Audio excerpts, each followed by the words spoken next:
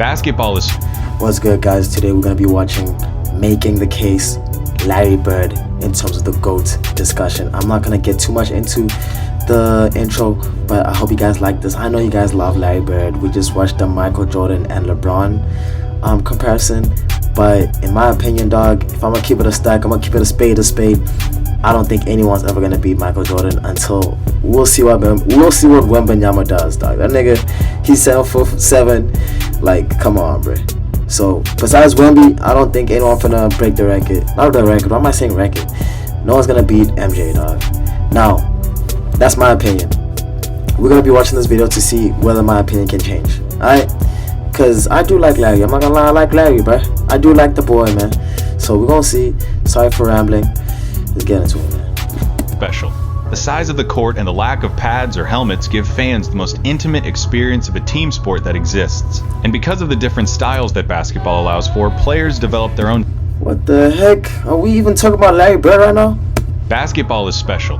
The size of the court and the lack of pads or helmets give fans the most intimate experience of a team sport that exists. And because of the different styles that basketball allows for, players develop their own distinct identities and signature styles through their creativity, flair, and athleticism. And although no player succeeds alone, the scoring volume and two-way nature of the sport give individual stars a nearly unprecedented amount of control over the flow and outcome of a game. For this reason, players are... I watched that game live. That was a dagger and a half, man. That was a dagger and a freaking half, man. Constantly compared to their peers and to the legends of the past in order to answer the most hotly contested question in the sport. Who's the greatest to ever do it? For many, the question is redundant. They believe in only one right answer, their answer. Others might have their own personal stance, but acknowledge one or two alternatives. But I believe that there's much more nuance to the question of greatness and more answers to it than you might think. By my count, there are 8 players in NBA history that have a substantial claim as the GOAT. It's a subjective thing, though. So give us the 8 then, Mr. I don't even know what to call you. Give us the 8 players, please. I'm waiting to hear these 8 players. I can't give you a definitive answer. All I can do is make the argument. So today, I'll be making the case for Larry Bird as the greatest basketball player of all time. We're listening.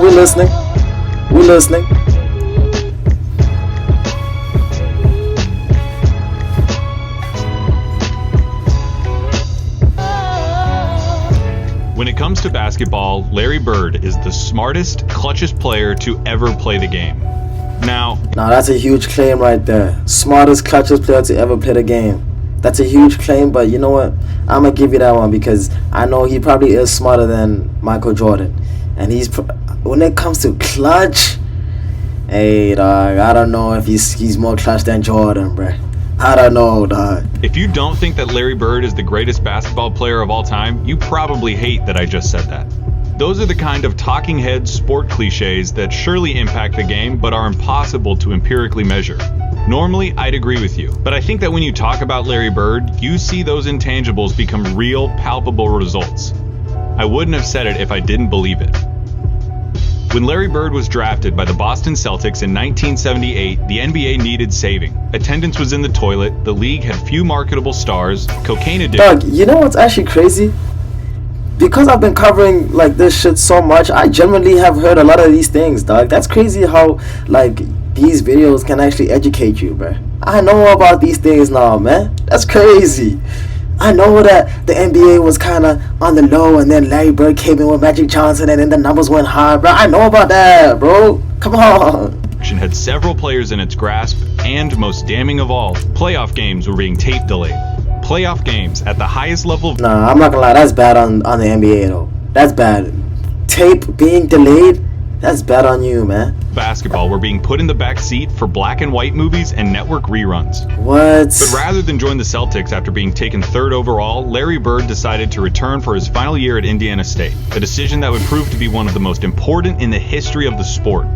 Bird's final year saw the Sycamores tear through college basketball, going 33-0 before the national championship game. Crazy. Bird, already claimed by the NBA's most historic and prestigious franchise, had established himself as the generational talent who would inherit the mantle of pro basketball.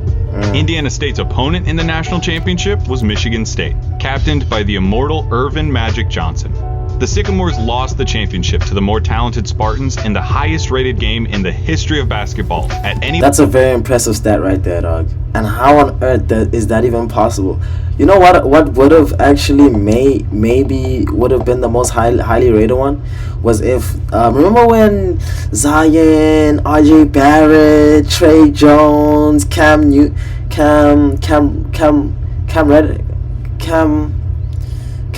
just say Cam. Bro, if they made it to the finals, bro, that would have been a Super Bowl game, dog. That generally would have been a Super Bowl game right there, bro. Level still to this day. The stage had been set. The next decade of basketball would be defined by the rivalry between the white hick from French Lick and his Boston Celtics and the black Magic and his Showtime Lakers. The rivalry between Bird and Johnson is entwined into the fabric of the NBA and is worthy of 100 documentaries. In this video, though, we're going to be looking at Bird's claim of supremacy. Here's Bird's basketball resume. So here's his resume, bro. His resume, I'm not going to lie, respectfully, guys, Michael Jordan actually, he outdoes this by 3 times, bro. Because regular season MVPs, Michael Jordan got like 5 or 6. 2 finals MVPs, Michael Jordan got 6, and finals MVPs. 12 All-Star selections, Michael Jordan probably has 13, 14, 15, I don't know, man. All NBAs, Michael Jordan probably got more. 3 championships, Michael Jordan got more. So when it comes to career accolades, bro, we you can't argue the point with Michael Jordan, bro. But you know what? I know that Larry Bird stood for something greater than his accolades, so we're gonna listen to what Mr. Narrator gotta say, bro. Championships come with perhaps the highest collective degree of difficulty of any player's championships. His 3 MVPs came consecutively, making him only the 3rd player to accomplish the feat, along with Bill Russell and Wilt Chamberlain. His 2. Wait. Rewind that, bro. Didn't Michael Jordan go 3P? Difficulty of any player's championships. His 3 MVPs came 3 MVPs, okay. consecutively, making him only the 3rd player to accomplish the feat, along with Bill Russell and Wilt Chamberlain. His 2 finals MVPs are misleading. He was absolutely the best player on the '81 Celtics, but he was only a sophomore, and his 15 points per game in the finals gave the media an excuse to exact a little vengeance on a legendarily difficult interview.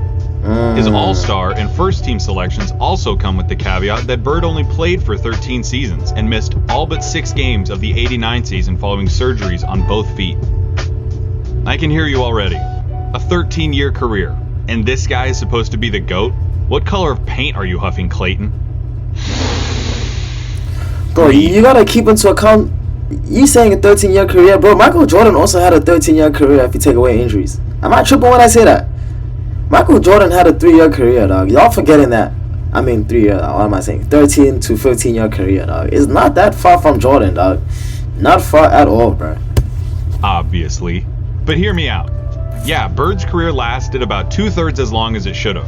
But what he did in that time was so impressive and so substantial that every basketball fan acknowledges that he's in the conversation as the. Now listen, if I'm gonna keep it a stack, I think Larry Bird is better than LeBron James. That's a fact right there. Larry Bird is better than LeBron James. I know people my age gonna think I'm crazy, but it's facts. I will say that. But I can't say that he's better than Jordan. For me, my top 3 gotta be Jordan. I won't lie, Larry Bird does make my top 3. Does he though? Damn, I still gotta make my top 3. I don't know. I gotta learn more. I gotta learn more about the game, bro. The greatest ever.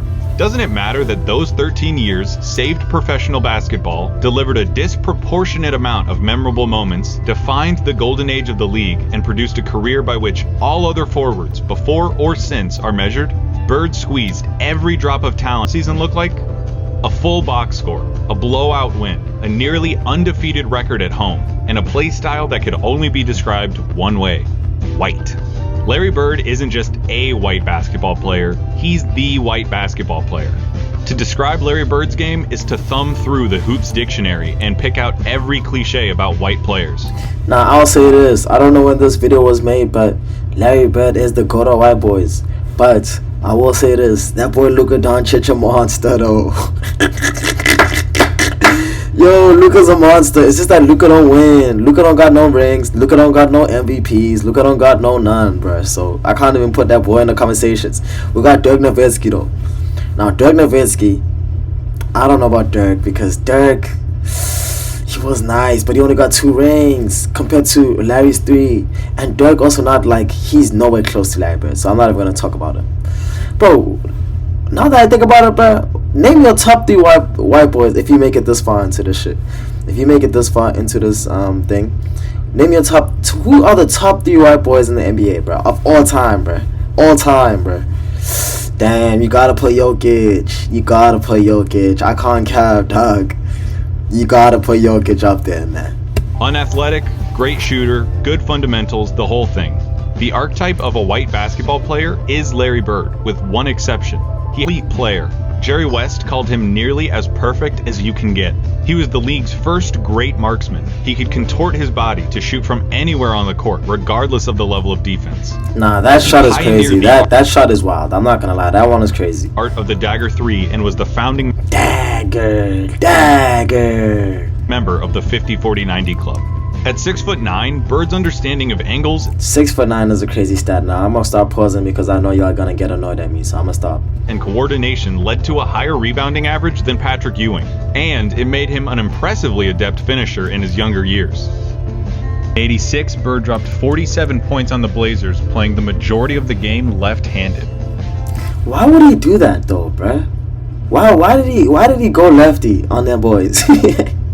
Yo, that boy went lefty on them boys, bruh. Sheesh.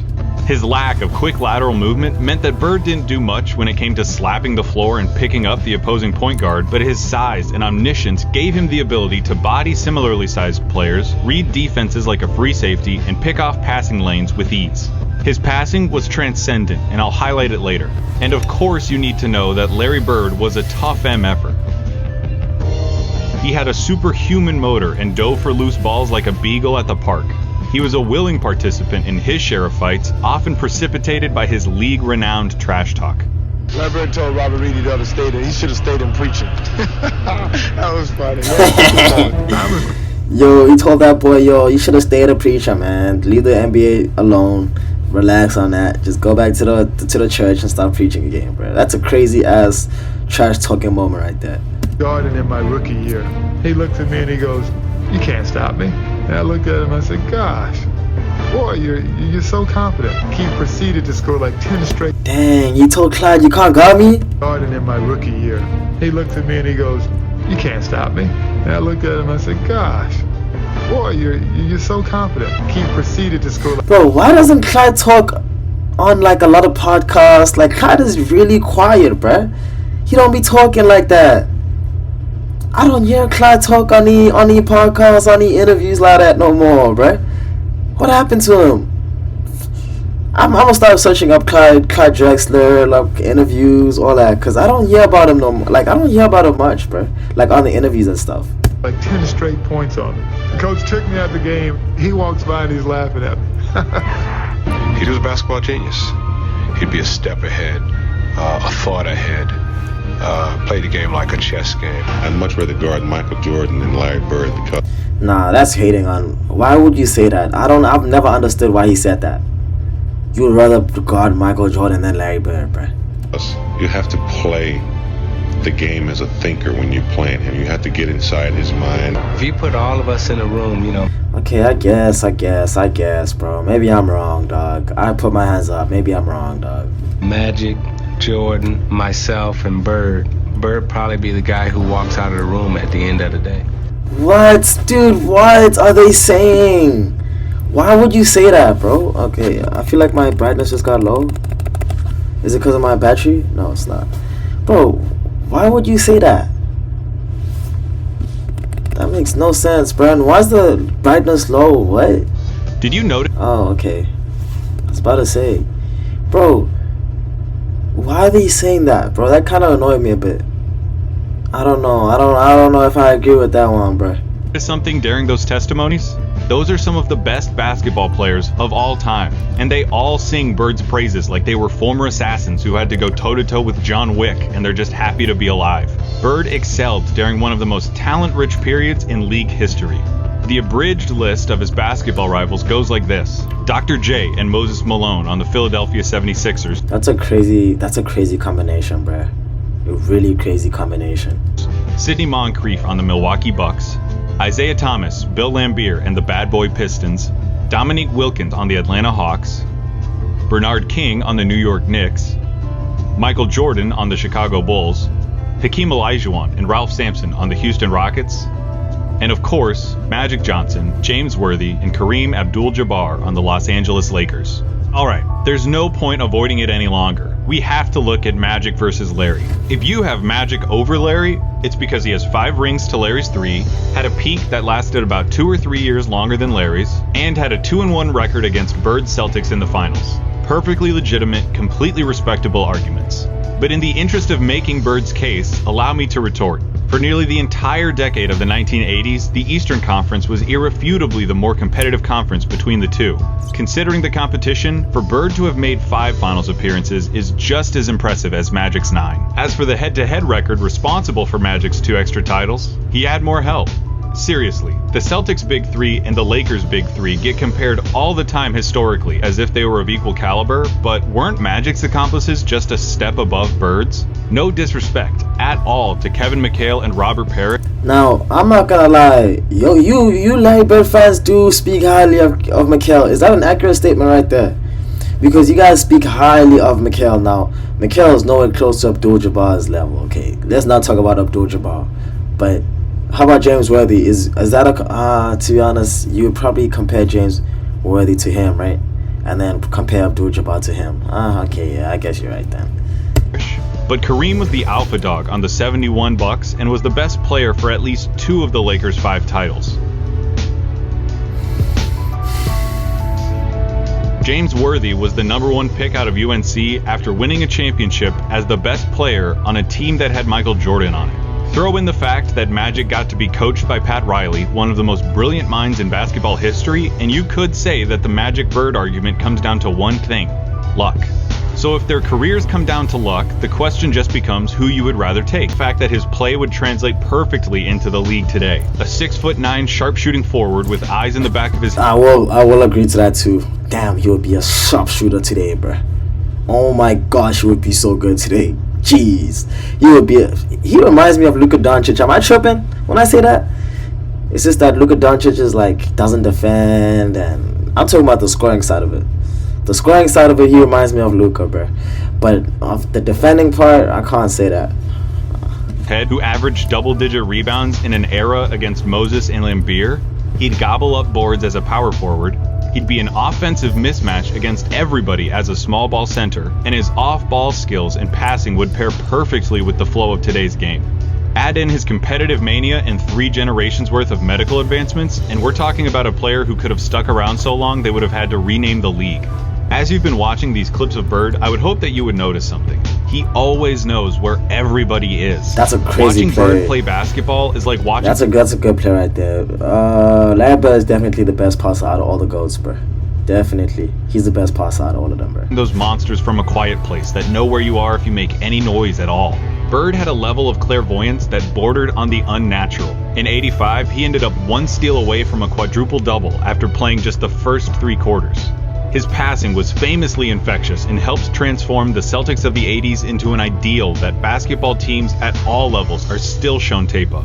They moved the ball with precision and intent, always looking for better shots and determined to get the entire team involved in the effort. That fact is almost entirely attributable to Bird and his wizardry with the ball. This acumen also helped Bird become the only player with a GOAT claim to transition successfully into other basketball roles after his playing career. In his 3 years as the head coach of the Pacers, Bird won a Coach of the Year award, coached the Pacers to their first and only finals appearance, and gave Michael Jordan as... Oh, so he was the coach at the oh my gosh, bruh. He was the coach that went to the finals that year, man. And if I'm being honest, I don't know why I forgot about that, because I did watch The Last Dance. I'm trying to remember something, but it's not coming to me. Oh, and the Pacers made the finals last year. They did. But I didn't know that was the last time they made it. Much trouble as he'd ever gotten in his career in the '98 Eastern Conference Finals. After moving into a front office role for Indiana, he won Executive of the Year in 2012, becoming the only person to have an MVP, Coach of the Year, and Executive of the Year award. On the court or off of it, inside and out, Larry Bird sees basketball as only he can. That intelligence also lent itself to Bird's defining skill, making the big plays. Remember, NBA players get paid to win games. James Harden is getting paid nearly $40 million this year because he's supposed to help the Rockets win games. Victory can be achieved in a lot of ways, and the win column doesn't care how it happens. As Mark Sinclair once said, "It don't matter if you win by an inch or a mile. Winning's winning." But when your team is down 1 in a crucial playoff game with 8 seconds left, and you need to hit a shot to stay in the series and keep your season alive, that's where players really separate themselves and earn their money. Love it or hate it, it's the players that come through in the big moments that live forever in our memories. Some players, for whatever reason, were never able to do it consistently. Some players were truly outstanding at it. Larry Bird was the best at it. Bro, they say Larry Bird was the best at it. Wasn't it Jordan though, bro? I know he's about to explain it, but dang, Jordan really was clutch.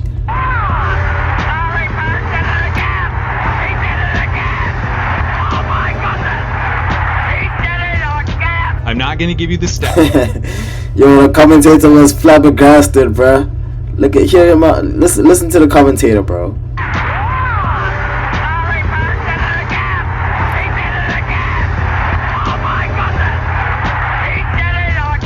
I'm not gonna that's funny, man. give you the stats about his field goal shooting under 2 minutes with a score that's this close, or tell you who has the most buzzer beaters, or any of that. Take that for data. I'm just gonna show you clutch moments Take and that clutch for data. situations. 1985 against the Blazers. Bird drops 48 points, including this. Down 1 with 2 seconds left. Inbounds pass, the double team and Bird. Larry, fake, fall away. That's a tough shot right there. I gotta give it to him. That's a tough shot, bro. That is a tough shot to make with 2 seconds left, bro. 1985 against the Hawks. Bird sets the Celtics scoring record with 60 points with shots like these. They open the right side. Bird the fall away. He throws it again. That's the best shooting I've ever seen. 1986 against the Rockets. Not all of Bird's clutch moments were singular. The bigger the moment, the bigger his performance. In Game 6 of the 1986 NBA Finals, Bird clinches the championship with a triple-double in what he calls the best game he ever played. 2 seconds on the shot clock. Bird wants a 3 out of it. He gets it. 1987 against the Washington Bullets.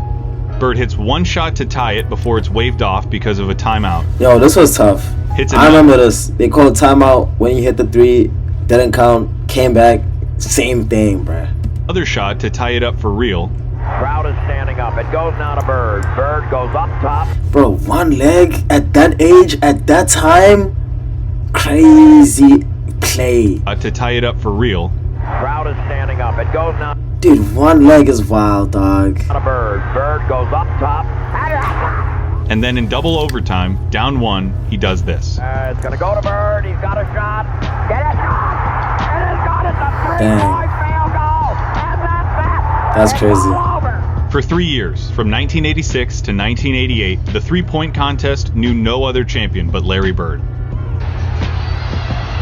He's still got to drop one here quickly. 14. This is a tie for the money. Yo!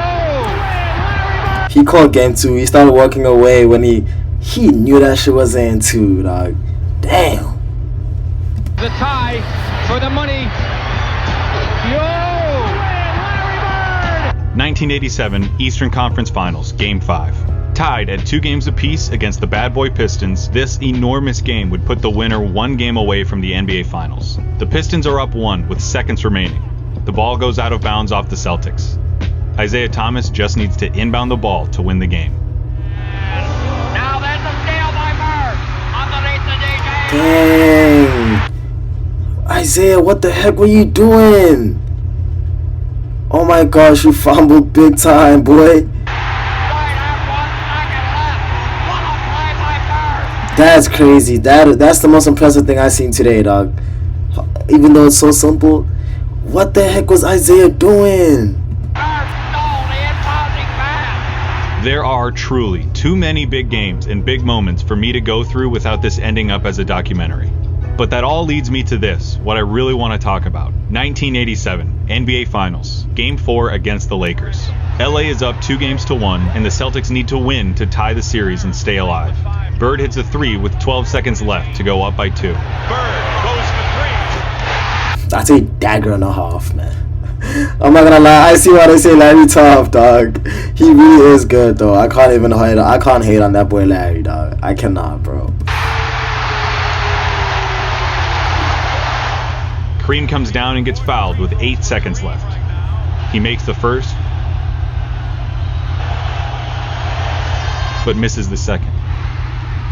LA ends up with the ball with 7 seconds left, down 1 point.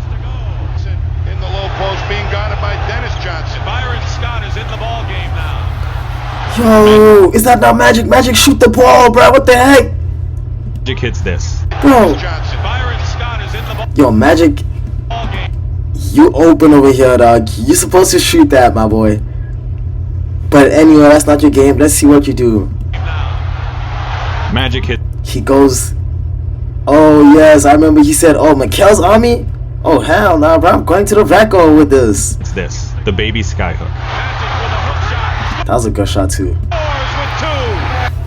2 seconds left. Down 1. Dennis Johnson on the inbound. Bird fires it. What do you think happens? I bet it wasn't that. When I paused the tape and the ball was hanging in the air, you thought it was going in. Bird thought it was going in. Magic thought it was going in. I've seen this game before, and I still think it's going to go in. But it didn't. Pat Riley said it himself. We got lucky. And that, a missed shot in the NBA Finals, is why he's the clutchest. Because after he makes the big plays, has the big games, hits the big shots, time and time again, you expect him to hit every shot, to win every game. And in those fleeting moments when he doesn't, when he looks like a mere human, when he looks like everyone else who tries to do what he does, you just can't believe it. That's what Larry Bird did. He made the big plays so often you thought he was going to make them every time. He helped turn basketball into a global phenomenon, paving the way for every Michael Jordan, Kobe Bryant. He did pave the way for them boys, man. He did pave the way. Damn. Shout out Magic and Bird, man. Or LeBron James, who comes through our lives. He played basketball in its purest form and captained a team that is consistently ranked among the greatest of all time. He has the second highest win percentage in the history of the NBA. Second highest what percentage?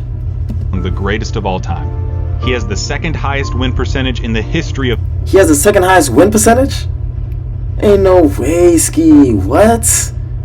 I did not know that. The NBA. Behind Magic by less than 0.5%, about 10 games.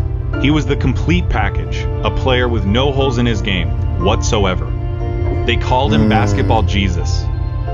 He didn't get that name without doing something extraordinary. He saved basketball. And he did it by playing it better than anyone else. Here's Magic at Bird's retirement in 1993. Larry Bird said that there would be another Larry Bird one day. And Larry, there will never, ever, ever be another Larry Bird. To the greatest basketball player ever, but more important, a friend forever.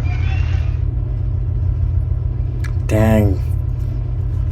I always say this, them two, bro. Them two are like a match made in heaven. And it's but it's so funny that they both black and white, bro. That is such a good lesson, though, for people, especially at that time, bro. That was a good video, but I'm gonna keep it a buck. I can't lie to you guys, bro. I don't think Larry Bird better than Michael Jordan, dog. It's just, it was too. You guys gotta go watch my previous video, the one I posted before this. Nah, man.